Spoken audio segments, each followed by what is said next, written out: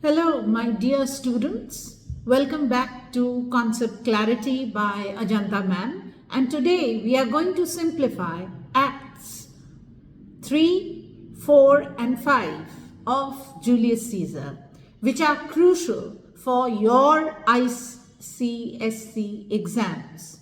I know Shakespeare's language can feel overwhelming, but don't worry. I'll guide you step by step so that you can master these acts with ease.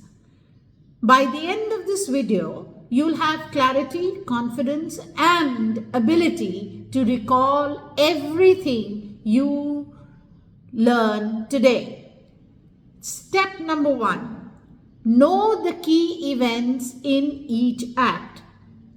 The first step to mastering Julius Caesar is to understand the key events in Act 3, 4 and 5. Let's break it down. Act 3. Act 3 is the climax of the play or the turning point. Caesar is killed by the conspirators led by Brutus and Cassius. What is the key line? Et tu, Brute, then falls Caesar. What does this line mean? Caesar's final words express his heartbreak at Brutus's betrayal, symbolizing the ultimate fall of a powerful leader. Mark Antony's funeral speech in Act 3, Scene 2. Antony turns the crowd against the conspirators through his powerful rhetoric. What is the key line? Friends, Romans, countrymen, lend me your ears. What does this mean? Antony here in his long speech uses irony, repetition and emotional appeal to sway the mob, igniting chaos in Rome. How are you going to retain Act 3? Firstly, visualize. Imagine the tension in the Senate, the shock of Caesar's death, and the persuasive funeral speech.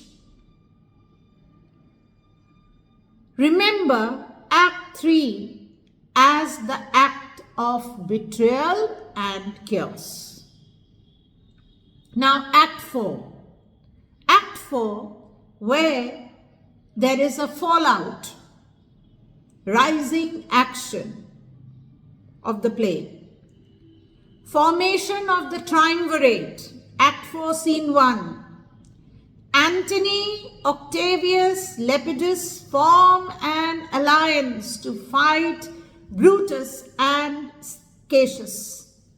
The key line here is, these many then shall die. Their names are picked. Explanation of this line is that Antony's growing ruthlessness and political ambition. Next comes the argument between Brutus and Cassius in Act 4, Scene 3. Brutus and Cassius are quarreling over money and loyalty, but later they reconcile after realizing the gravity of their situation. What is the key line? There is a tide in the affairs of men. Here, Brutus reflects on seizing, grabbing opportunities, showing his pragmatic but flawed decision making. How will you retain Act 4? Summarize the act in 2 words: conflict and preparation. Think of it as a relatable moment where even allies are clashing under stress. Then we come to Act 5, the resolution or falling action of the play. Firstly, the battle at Philippi, Act 5, Scene 1, 2 and 3. Antony and Octavius face Brutus and Cassius in the battle. What is the key moment here? Cassius mistakenly believes Titanus has been captured and takes his own life. Next is the death of Brutus in Act 5, Scene 5. Brutus, realizing defeat is inevitable, dies by suicide. Antony pays tribute to Brutus by saying this was the noblest Roman of them all. Antony pays tribute to Brutus, acknowledging his honor despite their opposing sides. How will you retain Act 5?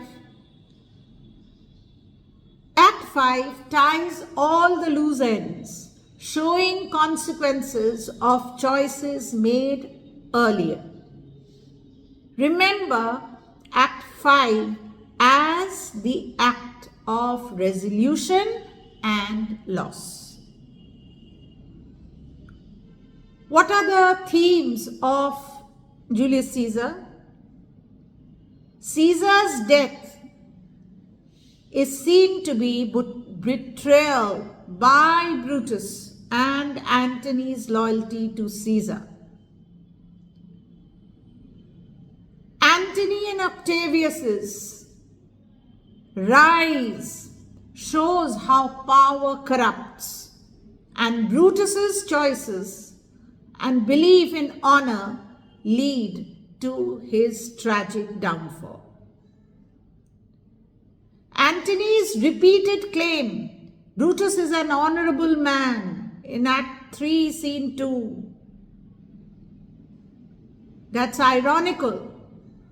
And Caesar's ghost appearing to Brutus in Act 4 foreshadows his death. In the line, there is a tide in the affairs of men, compares opportunities to the tide, emphasizing their fleeting nature.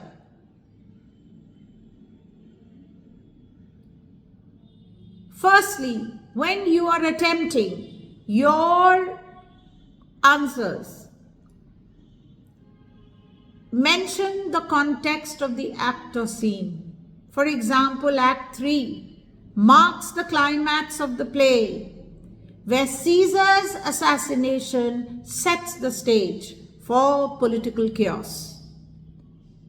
Analyze the events, the themes, and the literary devices with evidence.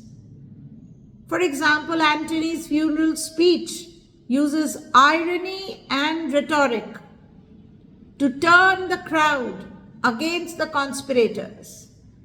He goes on repeating, Brutus is an honorable man, creating doubt in the audience's mind. The act reflects how personal ambition and political betrayal lead to unforeseen chaos, tying into the theme of fate and free will.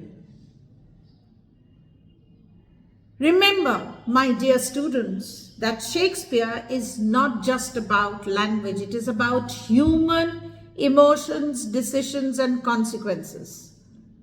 With practice, you can master Julius Caesar and answer any question with confidence. If you found this video helpful, hit the like button, share it with your friends, and don't forget to subscribe to Concept Clarity by Ajanta Ma'am. If you have any doubts, drop them in the comments and I'll be happy to help. Until next time, happy learning and stay motivated. Thank you.